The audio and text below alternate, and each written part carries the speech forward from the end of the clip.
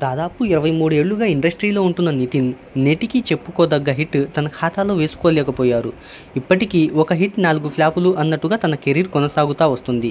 ఇప్పుడు ఎలాగైనా హిట్ కొట్టాలి అనే కసితో రాబిన్హుడ్ అనే చిత్రంతో ప్రేక్షకుల ముందుకు వచ్చారు. అయితే ఈ చిత్రం కూడా బాక్సాఫీస్ దగ్గర వసూలను రాబట్టడంలో విఫలమవుతూ వస్తుంది.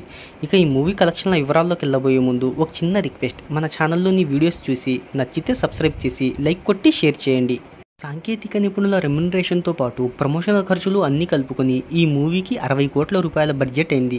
ఇక ఈ చిత్రానికి ప్రపంచవ్యాప్తంగా 30 కోట్ల రూపాయల ప్రీ రిలీజ్ బిజినెస్ జరిగింది.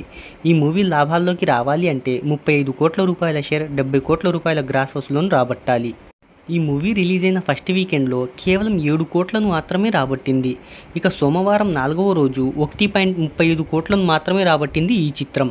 ఇక ఈ మూవీ 5వ రోజు మంగళవారం ఉదయం ఆటకు 9.60% ఆక్యుపెన్సీ, మ్యాట్నీ షోకు 15.61% ఆక్యుపెన్సీ, ఫస్ట్ షోకు 13.31%, సెకండ్ షోకు 15.66% చొప్పున ఓవరాల్గా 13.55%తో అత్యంత దారుణమైన ఆక్యుపెన్సీని నమోదు చేసుకుంది. ఇక ఈ మూవీ 5వ రోజు ప్రపంచవ్యాప్తంగా online ticket sales, offline ticket sales అన్నీ కలుపుకొని 80 లక్షల వరకు రాబట్టింది. మొత్తంగా 5 రోజులకు ఈ చిత్రం ప్రపంచవ్యాప్తంగా 11.5 కోట్ల గ్రాస్ వసూలను రాబట్టింది.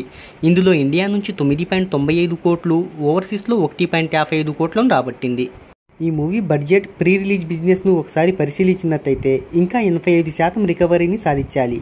మిగతా సినిమాలు పోటీ ఉండడంతో ఎలాంటి కలెక్షన్లను రాబడుతుంది అనుకుంటున్నారో కింద కామెంట్లో తెలియచేయండి.